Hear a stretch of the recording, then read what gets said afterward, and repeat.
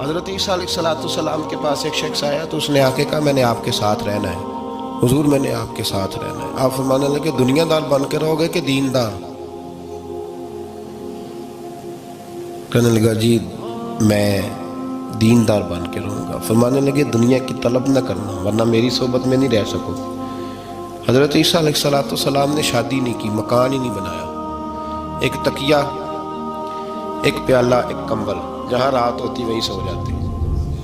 ایک دن ایک شخص کو دیکھا کہ وہ ڈھلان بنی ہوئی تھی، پتھر کی پہاڑ تھوڑی سی ڈھلان بنی ہوئی تھی تو نیچے لیٹا ہوا ہے۔ آپ نے کمبل بھی صدقہ کر دیا، کہنے لگے آج کے بعد جہاں ڈھلان بنے گی وہاں سو جائیں گے، کمبل کی ضرورت ہی کوئی نہیں۔ کچھ دنوں کے بعد ایک شخص کو دیکھا کہ وہ اپنے ہاتھ کا تکیہ بنا کے سویا ہوا ہے، تکیہ بھی خیرات کر دیا، کہنے لگے اس کے بغیر بھی گزارا ہو سکتا ہے۔ کچھ دنوں کے بعد دیکھا کہ ایک آدمی چلو میں پانی پی رہا ہے، پیالہ بھی اللہ کے راستے میں دے دیا، کہنے لگے چل جائے گا کام اس کے بغیر۔ فرمایا دنیا دار بن کے نہ آنا، کہنے لگا نہیں صاحب میں دیندار بن کے آؤں گا۔ جناب عیسیٰ علیہ السلام نے رکھ لیا۔ آپ پہلے دن ہی کہنے لگے چل آجا روٹی کھا لیں، 3 روٹیاں منگائیں، اس کو ساتھ بٹھایا، فرمانے لگے میں تو ایک کھاؤں گا، تو کتنی کھائے گا؟ کہنے لگا جی میں بھی ایک ہی کھاؤں گا۔ ایک روٹی اس نے کھا لی، ایک آپ نے کھا لی، تیسری روٹی چھوڑ کے جناب عیسیٰ علیہ السلام دریا کنارے وضو کرنے چلے گئے۔ واپس آئے تو روٹی کوئی نہیں تھی، اللہ کے نبی تھے، جان گئے۔ تیسری روٹی کدھر ہے؟ کہنے لگا حضور مجھے نہیں پتا۔ فرمانے لگے تجھے پتا ہے پر تو بتا نہیں رہا۔ کہنے لگا مجھے تیسری روٹی کا پتا۔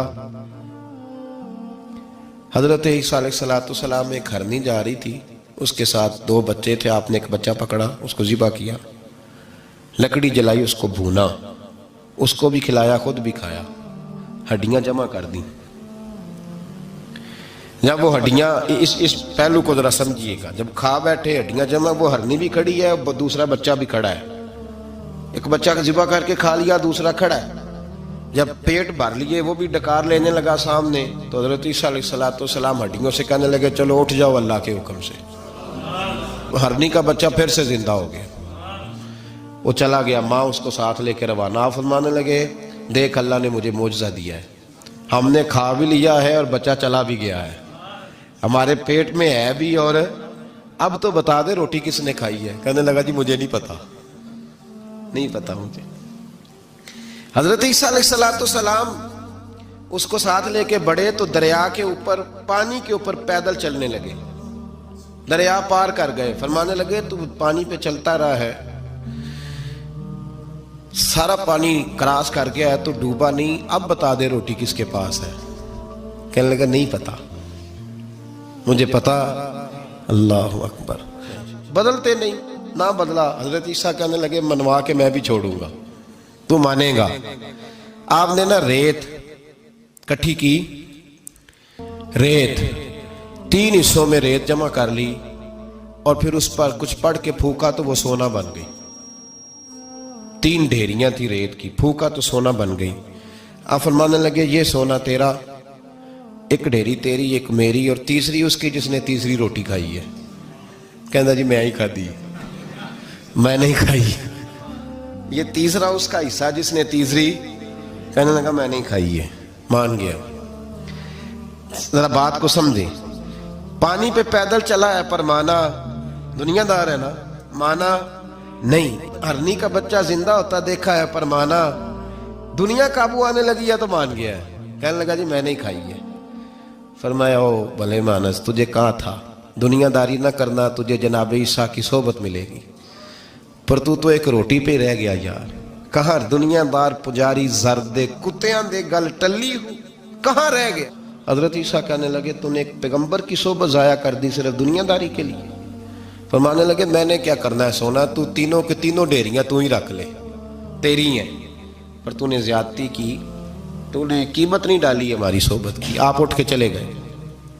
صحرا کا علاقہ تھا، وہ شخص وہیں بیٹھا تھا، ابھی سمیٹ ہی رہا تھا کہ 2 ڈاکو آ گئے، تلواریں پکڑی ہوئی ہیں۔ کہنے لگے چل دوڑ جا، سونا مارا ہے، تو کدھر سے آ گیا؟